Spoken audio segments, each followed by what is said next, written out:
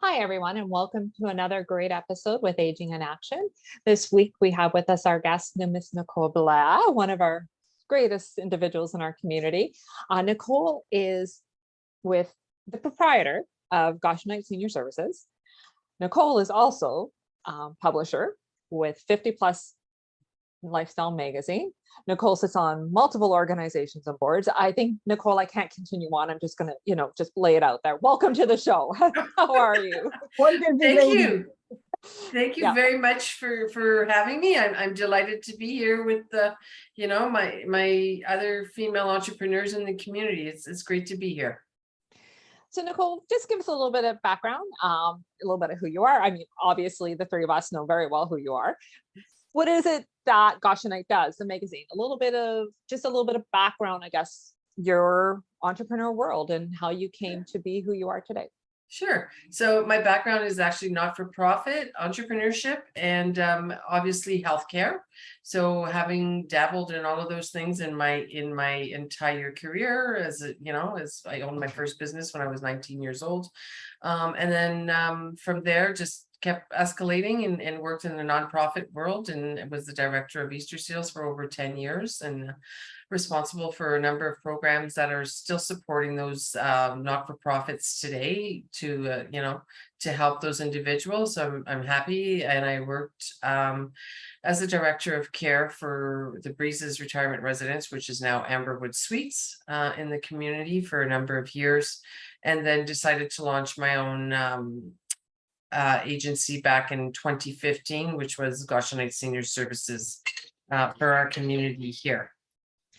Now, Goshenite Senior Services, what exactly is that organization for those that maybe don't recognize the name, they're new to the show, the community?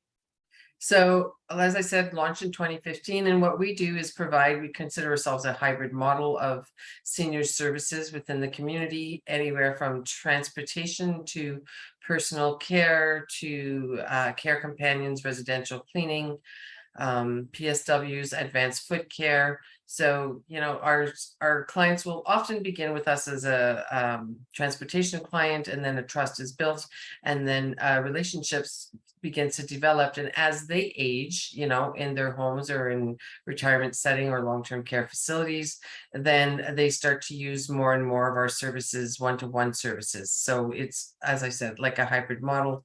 In 2019, just prior to COVID, we were preparing to set our launch of all our franchise across Canada and US, and obviously put that on hold because of COVID, which we are diligently working towards to launch again in the early spring of next year.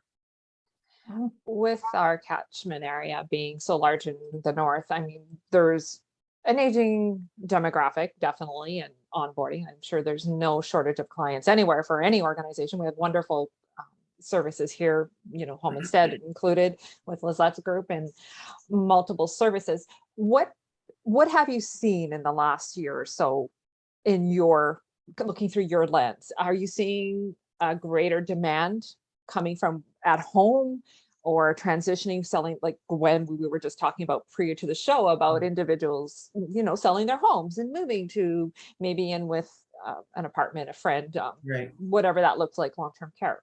So interesting enough, the transition component, which is something that we are very much recognized for, not just in the Sudbury area, but across Canada.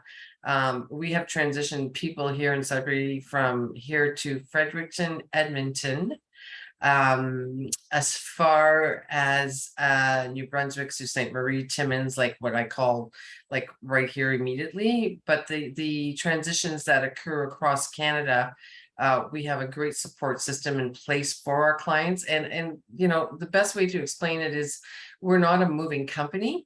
Okay, there's a lot more to transitioning the elderly seniors into another location, whether that be a smaller home or a condominium, apartment, retirement setting, or long-term care home.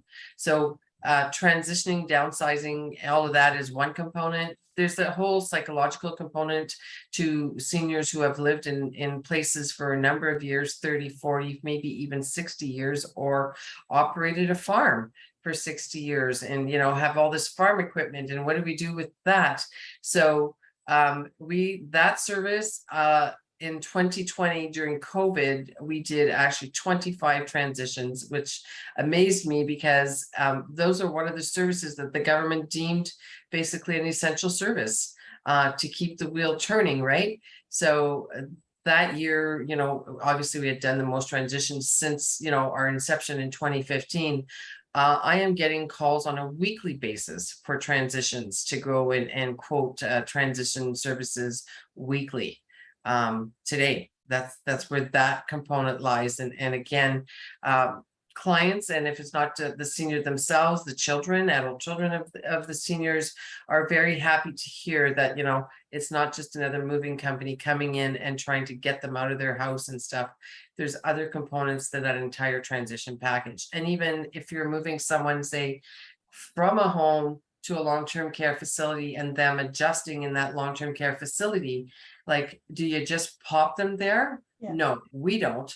Our mojo is, let's get them there. However, let's bring in a care companion to assist them for that first 6 to 8 weeks of transitioning into the long-term care home so that they're settling in, especially if the children are not here in Sudbury, right? And they're feeling like, oh my God, I want to be there, but I can't. So when that transitions occurs, even in a retirement setting, have a care companion assigned to them and continue that path with them until they adjust. And then, we have care companions who are with family members or a senior on a daily basis in this community. Oh, and I think a lot of people overlook that component about how emotionally tasking it is for a senior to all of a sudden go from somewhere where they've been comfortable all of their lives.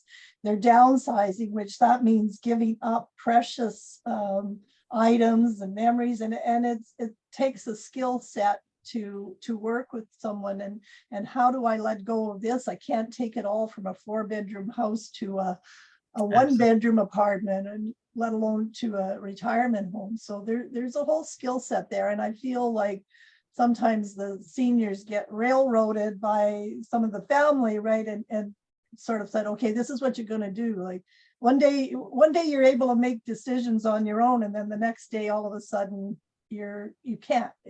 They're telling you can't. That's what sort of gets to me all the time. And I think with, the panel of us, all of the 4 of us sitting here, we've all experienced that in one shape or another, like the overwhelmingness, or unfortunately, there are some people who are, looking to take advantage of our elderly in this, those demographics. And my job, and I'm sure Lisette would agree 100%, we're here to advocate for them and to try to ensure that does not happen to them. Mhm. And that is a big, I consider that a huge role for me to play in that demographic. Yeah, I think this is amazing because, I even picture like my own mother. She went from a home to a 1-bedroom apartment. And I remember her just being, and this is years ago prior to you, just being so overwhelmed as to, like you say, Gwen, going from a 4-bedroom home to a 1-bedroom apartment. What do you take with you? And I can imagine it's even worse if you're going from a home to a retirement home, which is like a bachelor, right? Yeah. Then you're so limited, and it's good that you're able to sit there. I'm sure you have systems in place on how to do a process of elimination, right? Yeah. And you know what, that's a good point, Lizette, because to that point, I'll often say to them, so a number of them will have some still quality furniture, but some don't. And I'll say, like, you just sold your home. Like, wouldn't it be nice to, you have 700, sometimes less, 500 square feet. You're moving into a retirement home. Why don't you just go and purchase yourself like that lift bed that you always wanted? That's going to help you. That's going to be an assistive device that gets you out of your bed in the morning and it doesn't hurt. And get yourself a new love seat and a new TV. And then it's like, yeah. So it's, again, you've worked so hard to live in this house. You've paid the house off, and now you have this money to live in a retirement setting. but go get yourself some new stuff, and we'll even go shopping with you if that's what you need, because you don't have family. And then, new sheets and new towels, and you don't need a lot. That whole, to set up a retirement setting 1-bedroom suite can cost between $20,000 to $25,000, and everything's brand new. They feel good. They're in a new environment. And 9 out of 10, they will opt to do that. Oh, that's a great idea. Because in reality, like, yeah, my mother has a king size bed that would take up the whole real estate in that. You have no room to walk around. I know. So I'm assuming the bed has to get smaller when you, a new bedroom set might not be a bad idea. Yeah. Yeah. And Nicole, you made a point too, a farm, a tractor, selling, like there's a lot of pieces that, as we're aging, what do you do with it? Right? Like, Yeah. how do you have an estate sale? Who do you contact? And it also, I guess, brings that question. And those are also pieces that your organization is going to support and help with through that Correct. process, whatever that looks like. That during journey that for that transition person. process. I mean, I think of a couple that we moved from field 2 years ago, and of course had lived on their property for 60 years, actually owned like a little resort where they had cabins and everything. So if you can imagine, in like these 3 huge garages where it's all this farming equipment, tractors, stuff from cabins, like, oh my Lord, just unbelievable amount of accumulated items. And this family had 2 sons, one that lives in Sudbury, the other one who doesn't live in Sudbury. And family dynamics, we all know, can be creative at times. So, this one person was left with holding the bag to get this all coordinated for his parents.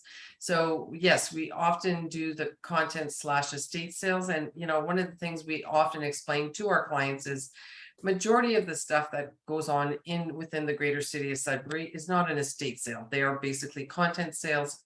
There's a differentiate between the two. Estate sales will have artifacts like art or jewelry that have a greater value than the norm, right? So then we work with an auctioneer, and we bring the auctioneer in to get that all done. We've only done that twice in the last 8 years, sorry. Other than that, yes, we do the content sale where we manage all of it. Never does the client have to be present, during that time. We catalog it, we price it, we do the social media, we manage it on the weekend that it transpires. So all of those pieces we manage as part of their contract in a transition. If I'd like to shift the dialogue just a little bit, Nicole, over to the 50 plus lifestyle magazine, which I think is an interesting, shift in our community. We don't see a lot of publishers, editors when it comes to magazines, locally.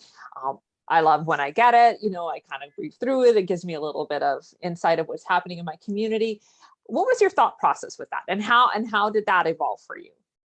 So it came basically out of my my career as working non-for-profit and stuff, and so my thought process was to market some of the businesses, not just Goshenite, but other businesses, and specifically female entrepreneurs within our community that were starting their businesses. We're over the age of 50, and how do we put our landmark within the community and let people know that we own businesses, and we're here to help service them, that industry, the seniors industry.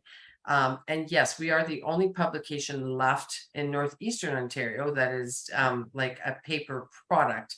The expectancy and life expectancy of that magazine has a 7-year life shelf. And from my nonprofit career, it is important. Many things were taught then and learned. And so one of the things was to give back to my community.